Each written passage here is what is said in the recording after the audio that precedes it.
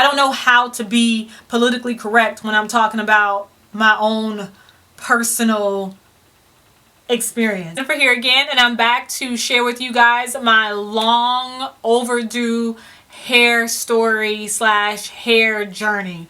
I think a lot of people call this their relaxer story or just their hair journey story. Then after I got certain questions from people, I realized that I had never shared my relaxer story slash hair journey with you guys.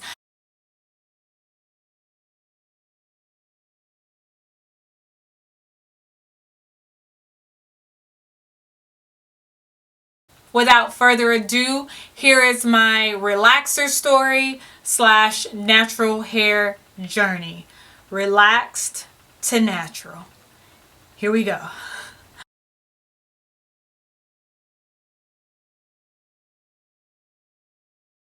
Growing up, I got my first relaxer somewhere between 4th and 5th grade. It's not my mom's fault. My mother actually had never gotten a relaxer before in her life. She didn't believe in relaxers. She was extremely against my sisters and I getting relaxers. She didn't want us to process our hair in any way, shape, or form. My parents are really, really old school. Like, my mom grew up on a farm, so she was just not really having relaxers at all. However, with the rebel that I am, I can be very rebellious when I want to be and very persistent. I did wear her down. I think I started asking in like 2nd or 3rd grade, and she telling me no, no, no for like almost 2 years. So finally, I think I got to around 4th grade, and I guilt tripped her. I did everything in my power to convince her to allow me to get a relaxer. I've never had any self-esteem issues, or I didn't feel bad about my texture. I really just wanted to fit in with everybody else. Everybody else is getting relaxers, and I kind of just felt that that's what I was supposed to be doing. That's it. All the black girls in my grade level and above, like 4th and 5th grade, just about everyone had relaxers, and I want a relaxer too. I want my hair to look nice and straight and neat, just like theirs. I've always had a healthy self-esteem, from what I can tell. My other friends and I, who also got relaxers around 4th and 5th grade, like, honestly, we were just doing it because we thought that's what we were supposed to be doing. I've had conversations with people that I went to school with. Because everyone had relaxers, we just assumed that's what we were supposed to be doing. I broke my mother down. Like, every single day I was just arguing my case about why I needed a relaxer. I would make my mom look at my friend's hair and this person's hair and this person's hair, like, Mom, I want to do that style, but I can't do it until I get a relaxer. I sold it to her as if I was the only person in the entire school that did not have a relaxer, and she was doing me a disservice, and it was her fault that I didn't have nice hair because I didn't get a relaxer. Alright, so I'm about to go real old school right now. How many, I'm embarrassed to say this. Alright, how many of y'all remember what a Vigorol is? Before I got a relaxer, she kind of eased into it. She said, okay, we're going to try a Vigorol. I think it was like a temporary straightening agent. It, straighten your hair for a short period of time. My first relaxer was a Just For Me. Just For Me. Like a lot of you guys, Just For Me. Little girls are shaking their hair in the commercial. And I was like, see, Mom, I'm never. She did take me to go get it professionally done. I got my relaxer. Just For Me. So I want style, body and shine. A look that's totally on mine. Hair so soft, silky and free. I want something just for me. Just for me. No light conditioning, relaxer cream. Just for me. We're combing and styling that's worry-free. K-U-S-T-F-R-M-E. Try the Just For Me No Light Conditioning Cream Relaxer System today, created in part by mothers, Especially for their daughters. by Proline. I've never had any like scalp problems. Now, even with relaxers, I noticed that my hair tangled a lot. Doing my hair growing up, my hair would always tangle really, really easily. I never understood why. But yeah, I continued to get relaxers all the way through high school and the beginning of college. Through school, like I never got picked on or bullied for my hair or anything like that in school.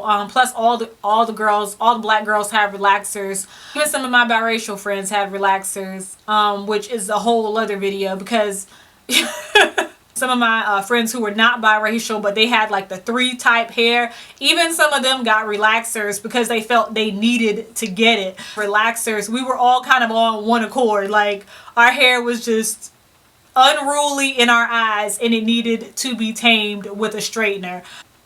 As I went through middle school especially and beginning of high school, the issues that I had with my hair was my hair always grew. What didn't make sense to me was my hair was growing every single month. Like I knew my hair was growing. I knew it was growing because every other month when I went to go get a touch-up, it had like this much new growth. Like it was always packed in there. But my hair wasn't getting any longer. So that didn't make sense to me. That never made sense to me. So growing up, in other people's eyes, you know, I always had a lot of hair and I always had, you know, great hair, but what I never understood is why it wasn't getting any longer.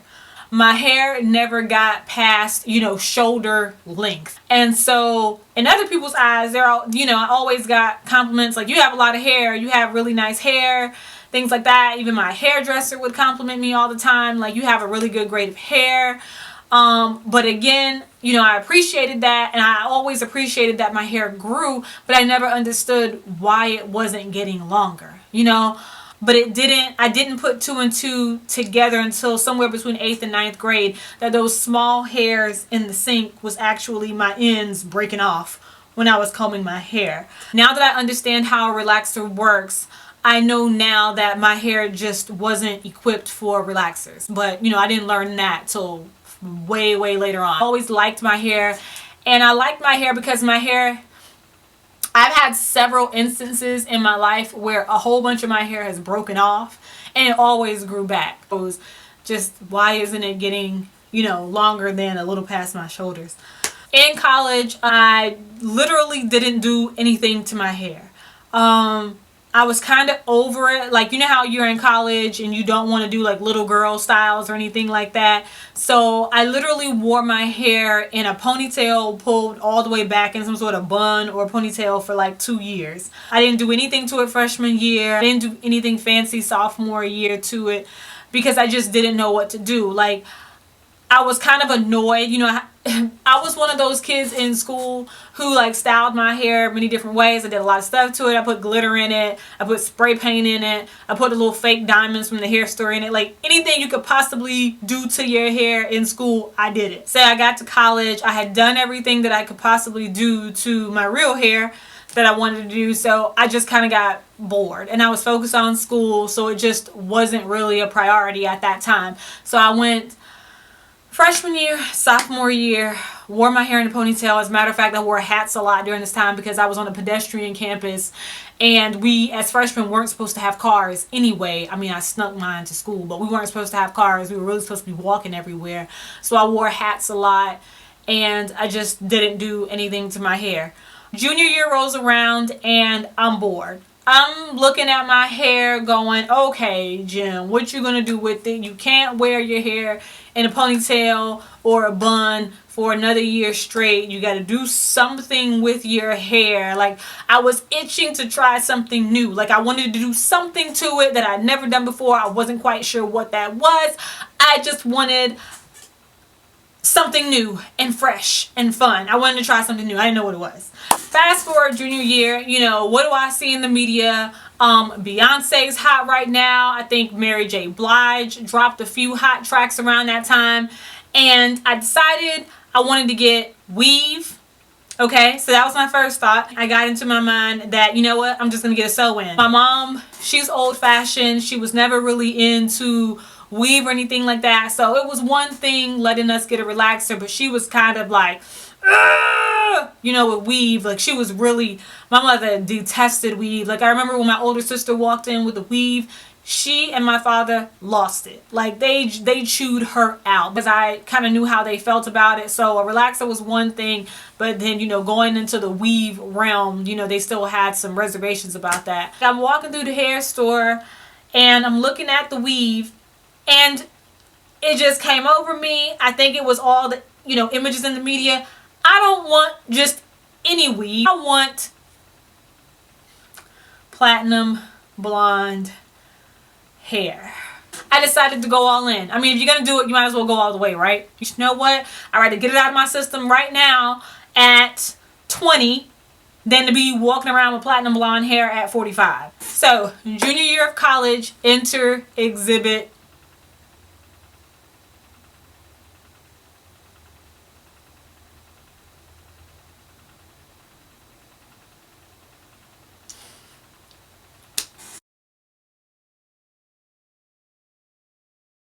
I didn't care if people called me ghetto, whatever.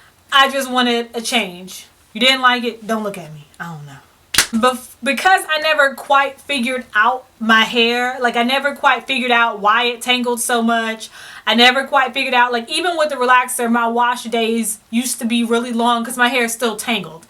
So it was kind of the answer. It became the answer. It wasn't until I got it done that I realized, you know what? I'm just going to stick with this for a while. Like, I got it done. I realized I can wake up in the morning, just take my wrap cap off and go straight to class at 7 a.m.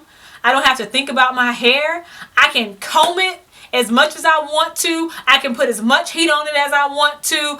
I can, you know, braid it, curl it, twist it, pull it, dye it, whatever. I realized that with weave, I could do anything. Anything that I wanted to do, I could do it. I could flat iron that mug 8-9 times a day. It didn't matter. It wasn't my hair. I didn't have to worry about breakage or damage or anything like that. So I was like, you know what? We're just going to stick to weave for a while. It was just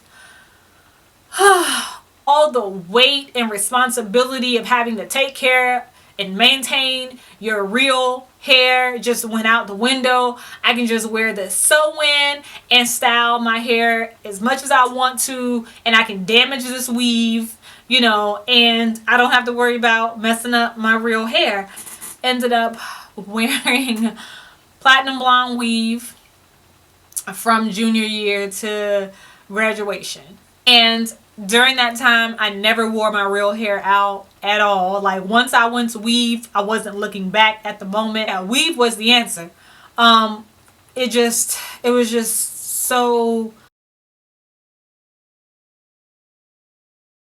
I never expected my hair to grow as much as it did under the weave. I don't know why I never put 2 and 2 together. Like, what was my hair going to be doing under there anyway?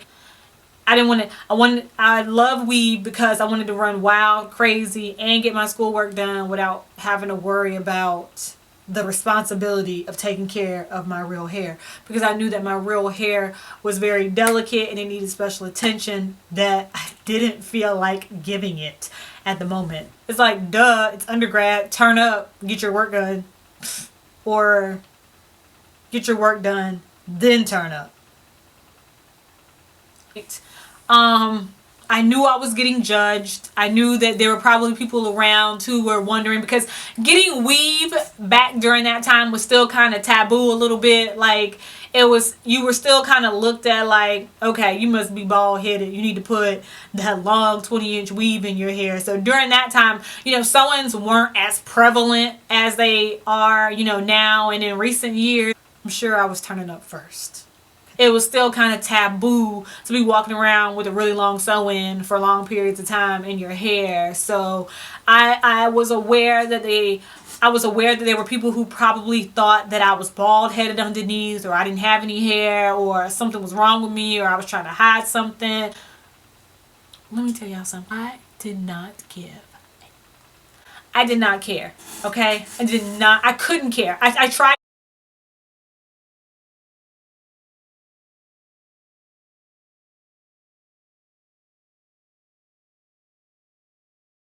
Senior year, I graduated and realized that I needed to find a job. And so I couldn't apply to jobs with platinum blonde hair. It was well past its expiration point. While I was getting the weave, I wasn't paying attention to my hair underneath. Some of you might ask about hair care underneath. How was I taking care of my hair underneath? I wasn't doing anything to my hair underneath. I was not taking care. I was just taking it out, washing it, conditioning it, and just throwing the weave right back in. It wasn't, I didn't wear my hair out at all. Okay, so there was no hair care underneath. I didn't oil my scalp. I didn't do anything. Yet my hair, it grew.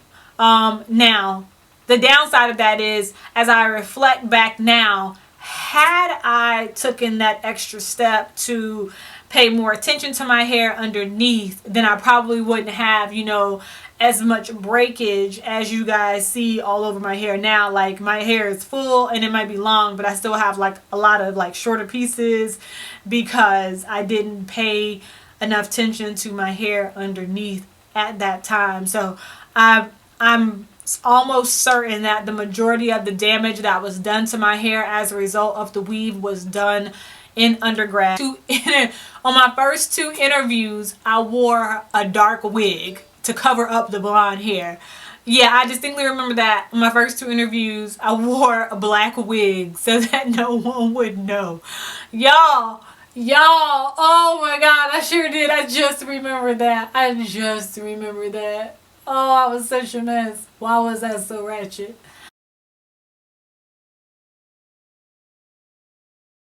Hair so soft, silky, and weave was just worry-free.